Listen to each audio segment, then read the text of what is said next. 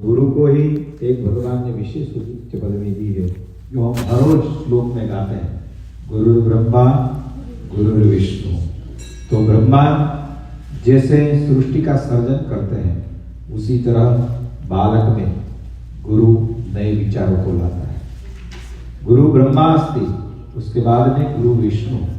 जो विचार आए हैं, जो संस्कार आए हैं, उस संस्कारों के सिंचन के बाद में उसका पालन करना, ये भी गुरु ध्यान रखता है। इसलिए गुरु को विष्णु की उपाधि दी है, इसलिए गुरु विष्णु है।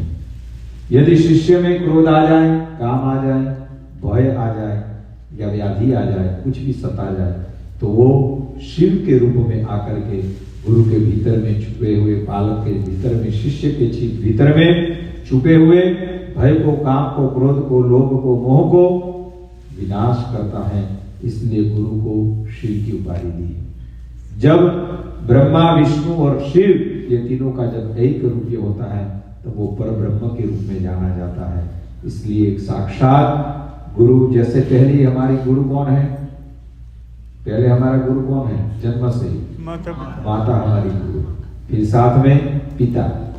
माँ कहते हैं कि भाई 100 शिक्षकों ने जो सिखाया नहीं है, वो एक माता सिखाती है। बालक को भूख लगी है, वो उसको पता चल जाता है, क्यों रो रहा है वो पता चल जाता है? तो सारी चीजें माँ से मिलती है। उसको जल कहना, जो वाटर है, पानी है, कैसे चलना है, कौन पापा है, कौन संस्कार है, सभी प्रदान करने वाली माँ है। इसलिए हमारे शास्त्रों में पहला गुरु माँ को बताया गया है, और पिता भी हमारे गुरु है। उसके बाद में शिक्षा दीक्षा देने वाले जो गुरु हैं, वो हमारे शिक्षा गुरु है। उसके बाद में शिक्षा के बाद में दीक्षा दी जाती है, तो दीक्षा गुरु है, तो ज्ञान गुरु है। तो ऐसे अलग अलग गुरुओं की विशेष महिमा बताई है।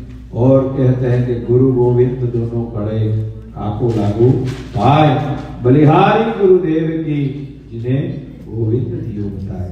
भगवान ठाकुर जी का दर्शन कराने के लिए जिन जिन भक्तों ने भी यजन किया, क्योंकि प्रहलाद जी का चरित्र पढ़े या तो ध्रुव जी का भी पढ़े, तो उसमें यदि नारद जी जैसे सतगुरु नहीं मिलते, तो ध्रुव जी महाराज या प्रहलाद जी भगवान ठाकुर जी तक नहीं पहुंच सकते। इसलिए अपने जीवन में गुरु चाहिए। गुरु भले जिस दीक्षा से, शिक्षा से बनाया हो, परंतु वो गुरु के बिना कार्य नहीं चलता। भले अपनी माता को भी गुरु माने, बराबर, पर जीवन में गुरु की आराधना शास्त्र में बहुत बताई है। जिन्होंने शास्त्र रचे हैं, वो ऋषि हमारे गुरु है। जो हमारे अन्न प्रदान करते हैं, वो भी हमारे गुरु है। तो 5 प्रकार के शास्त्र में पिता बताए हैं, अन्नदाता, भयत्राता, पंचेति पितरस्मृता। जो हमें जन्म देता है, जो हमें शिक्षा देता है, जो हमें अनाज देता है, जो हमें भय से बचाता है और आगे ले जाने का जो रास्ता दिखाता है, 5 तरफ के पिता हमारे गुरु समान है। ऐसे आज व्यास पूर्णिमा, गुरु पूर्णिमा के पावन प्रसंग में, और सबसे जगत के गुरु बताए हैं कृष्णम वंदे, बोलिए सभी, कृष्णम वंदे, कृष्णम वंदे। तो आइए इस व्यास पूर्णिमा में गुरु के रूप में, जिनके भी गुरु नहीं है, वो भगवान कृष्ण ही गुरु है। क्योंकि जब जब समस्या आती है व्यक्ति को, तो वो अपने गुरु के पास जाता है। इसलिए भगवान कृष्ण ने एक ऐसा ही शास्त्र लिख दिया, ऐसा ही गीत लिख दिया कि जीवन के जो भी जीवात्मा है, उनको कहीं भी दुख आए, तो कहते हैं कि मेरा शास्त्र पढ़ लेना, वही मेरा शास्त्र आपके लिए गुरु बन जाएगा। भगवान ने गीता बनाई, बराबर।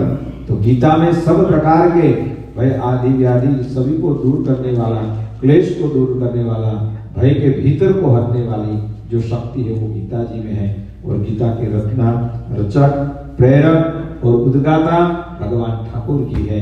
तो ऐसे कृष्ण की पूजा करने जा रहे हैं। आप सभी आज बहुत सौभाग्यशाली है कि व्यास पूर्णिमा के दिन में आप सभी एकत्रित होकर के भगवान ठाकुर जी की पूजा कर रहे हैं। आइए भगवान गणपति का ध्यान करते हुए, विघ्नेश्वराय वरदाय सुरप्रियाय लंबोदराय सकलाय जगद्धिताय नागाननाय श्रुति अखिल विभूषिताय गौरी सुताय गणनाथ नमो नमस्ते। कृष्णाय वासुदेवाय हरये परमात्मने प्रणतक्लेशनाशाय गोविन्दाय नमो नमः।